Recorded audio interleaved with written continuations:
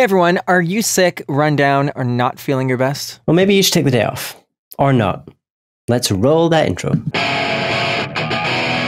Welcome to Bridge the Atlantic's B-Sides, a show where we share material that doesn't quite fit in with our weekly interview series. Here on B-Sides, we focus on empowering musicians and creatives to craft careers by arming you with the tools you need to make it in the entertainment industry. So if you're new here, consider subscribing. We're your hosts, music web designer Ross Barber-Smith from Scotland, owner of Electric Kiwi, where we create awesome custom websites for bands, artists, and musicians. And I'm singer-songwriter and multi-instrumentalist Marcio Novelli from Canada. When I'm not releasing music or doing this show, I'm producing records or vlogging as the Crazy Vegan. Before we jump into the episode, we just want to let you know that we are on Patreon and you can become a bridger from as little as $1 per month. You'll gain access to our exclusive Encore series featuring never-before-seen videos with our guests, and your support will allow us to keep bringing you weekly videos here at Bridge the Atlantic. That's right. You can also head on over to our website to pick up one of our shirts. Use the coupon code BTAROCKS to receive 20% off your order, and we promise they're going to look fantastic on you. That's why we made them. That's right. So today we are going to be talking about a topic that we can probably all relate to, and that's being sick and what to do when there is still work to be done. Yeah, we're actually recording this episode while I'm a little under the weather, which is where the idea came from to record this in the first place. Yeah, so we did an episode on self-care recently, which was all about the importance of taking care of yourself. But what happens if you wake up one morning and you're feeling terrible, but you've still got commitments or deadlines that you really can't push back or cancel? Yeah, I think it's really about priorities and determining what really needs to be done and what can be pushed back. And also thinking about the bigger picture, and doing what is best for you and in your career long term.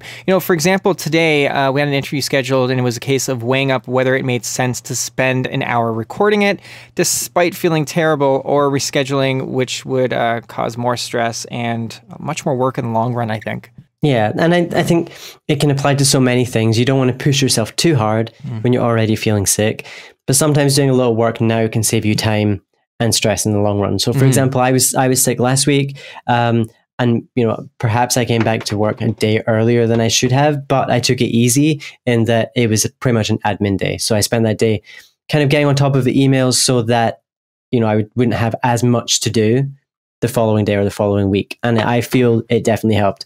In fact, I got my to-do emails down from 20 down to 2. That's rare. That never happens. So yeah, that's huge. That's helped me. That's huge. So did you take any time for yourself at all? Did you and how much time did you take? I would say I probably took at least a full day and a half. I mean, to be honest, I got sick over the weekend, so I wasn't working for 2 of those days anyway. But so I definitely took at least. Then. Yeah. And I needed it. I think you know yourself when you need to not be staring at a computer screen or not working on something. And it's about, like we talked about in that self-care episode, it's about listening to that and recognizing when you really can't or really shouldn't work, don't. But if you feel up to it, then maybe take it easy and do something that's not going to be too strenuous, but is going to help you, in the long run, or even in the short term. I almost look at this episode as part 2 to that self-care episode because, I feel like when you don't practice self-care, you end up getting sick, So I guess this is kind of damage control here. So 1, you're going to get sick regardless. It's going to happen. We all get sick at some point. And 2, when you don't apply that self-care, everything we kind of talked about in that episode, and you get to this point that you're so run down and you get sick anyway, we're trying to do some damage control here. So I think it's just really important to take that time for ourselves, because even if we are practicing the most perfect self-care, we're still going to get sick every now and then, So if you do end up getting sick, just take care of yourself, do what you have to do, and listen to your gut, not your head that's telling you, I have to work. Take that time, Yeah. Let it go. And I think, it kind of, it's going to vary from person to person and depending on what you're working on at any given time. But yeah, just, you'll know yourself, I think. I trust that you will know. Thank you, Ross. Thank you for that. I think one time when it can be really tricky is when, at least for me, when I'm due to play a show I have to ask myself, do I play this show or do I cancel? And oftentimes, usually what the deciding factor is for me is literally if I can physically sing. Sometimes I often, as a singer, and I think a lot of singers can relate to this, I think because we use our voices so much that's usually the place, at least for me, where virus or bacteria attacks me. So I actually just recently went through a month where I pretty much couldn't sing because I had a throat infection, and then that turned to like a viral thing. All this crap happened, and it was very difficult. I had to, though. I just had to rest. Thankfully, I didn't have any recording time scheduled or any tour booked, and I just rested my voice. But that's not always the case. So that's not always possible. So the question is, do you play the show or do you not? That's really subjective, and that's up to each person. But I think that you have to kind of weigh the pros and cons. How important is the show? Some people would argue every show is important, but I think you got to remember how important your health is too. So if it's something that's going to drastically impact your health, I think maybe you should look at, rescheduling that. But if you can get through it, make it out there, maybe let people know you're not feeling well, so you're not going to stick around and chat that much as you usually would. I don't know. It's really up to you, but I have definitely backed out of some shows in the past because I definitely was not feeling well. But usually I don't. Yeah. And I think for me, when it comes to working while sick, it is always a struggle because there are deadlines that need to be met and emails that need to be answered. And I think that the best way for me to deal with it, and probably for artists to deal with it as well, if you're in communication with a lot of different people, like maybe you are trying to plan a tour, or maybe you're trying to book a recording session, or maybe you're working with a publicist, just be honest and let them know that you're not feeling great, and that things may be a little bit slower than usual. Because I find that when I do that with people, they're just, if they understand the situation, then there's less pressure on everyone. And I feel like focusing on the admin kind of tasks that don't require too much thought or concentration is definitely better than trying to do something that's a bit more intense, that's going to potentially make you feel worse at the end of the day. I do the same thing, and kind of more relating to the self-care thing, but even if I'm not sick, but I'm just feeling run down, or I'm feeling maybe a little down that day, I think I will focus my energy on that kind of left brain stuff that's, just sit there mindlessly kind of, reply to emails or do the like you said, the admin tasks, because at least you're getting something done, if you can, without overreaching yourself, because sometimes the lack of progress actually makes you feel worse, so it's important to make some progress if you can, but you really got to weigh that out for yourself, because there's going to be times where you just need to fully relax and recover, though. Yeah, definitely. And I can relate to the lack of progress making you feel worse. So, like, sometimes if you're not sick and you don't make any progress, it can make you feel kind of really stressed and anxious, which then can lead to you being sick. So, right. It's kind of a catch-22 on that, because, I think that any of us that are aspiring for bigger and better things, we're always constantly working. And I think we've talked about this in the past. If we're not working, we feel like we're not moving forward. Right. But if we're not taking care of ourselves, we're not going anywhere. You know what I mean? And I know for me, I don't know if this is for you too, Ross, but I know for me for sure, when I do not take care of myself, I am just so much more likely to get sick. And it's obvious. We always have virus, bacteria, all this stuff all over the place all the time. And, our body's ability to fight it off is definitely weakened by stress. We all know this. So let's keep the stress levels down. If you haven't checked out our self-care episode, check it out, because we dive deep into how to take care of yourself and how to prevent a lot of these things, really preventing burnout. I think that's what, I think you and I experience that way too often within a year.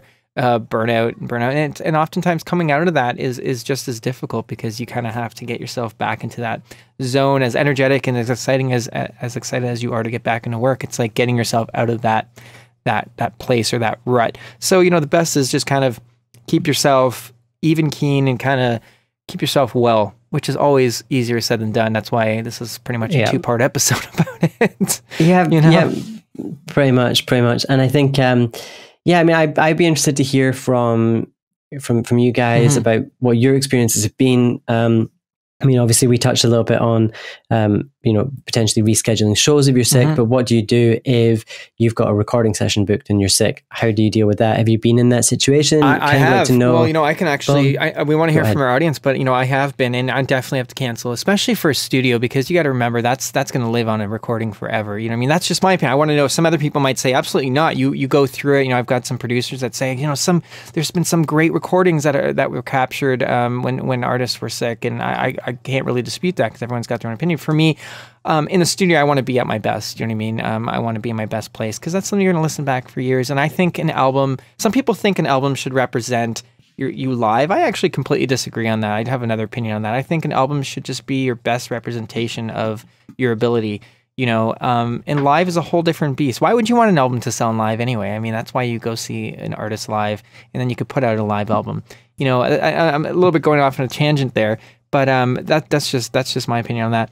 And then another side of it too is same with the live shows. Like when you're balancing out whether or not to do a live show, it's the question of how sick are you, because you also don't want someone who's never seen you before see you for the first time and think, ugh, because you're just not at your best, And relating to doing this show as well, anyone who's been following for a while, you probably have heard either Ross or I sick during an interview. It happens all the time, and we usually go through with it.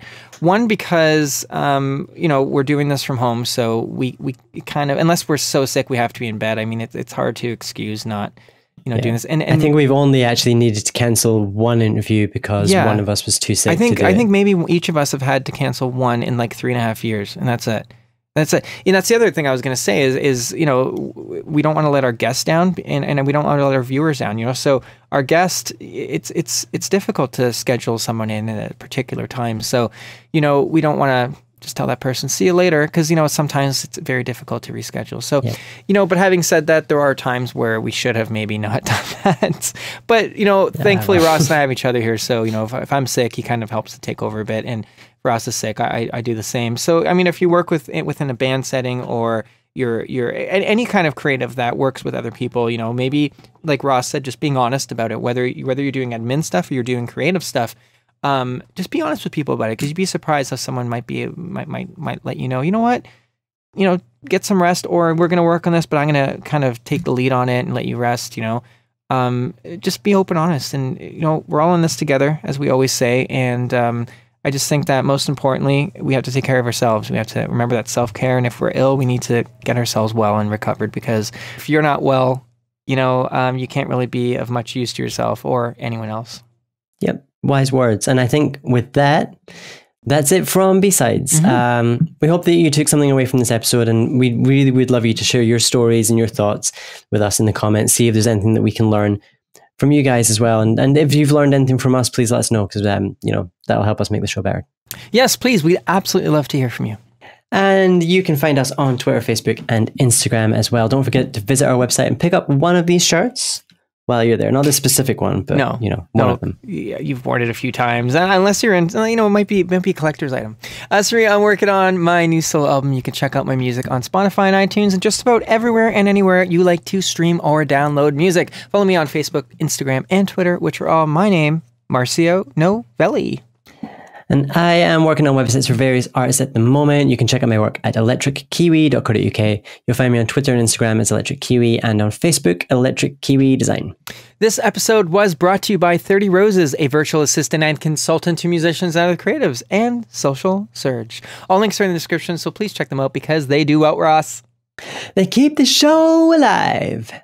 And if you would like to sponsor the show, visit patreon.com/bridgetheatlantic. Yes. We have recently updated our rewards, which now include sponsorship at the start of our interviews, an opportunity for you to co-host an episode, and of course, gain access to our new Encore series. Make sure to subscribe on YouTube and iTunes so you don't miss any episodes, and leave us a comment and let us know what you think of the show. All right, so that's it for B-Sides. We will be back next week with a brand new interview. We will, and make sure to catch new B-Sides episodes on the last Tuesday of every month.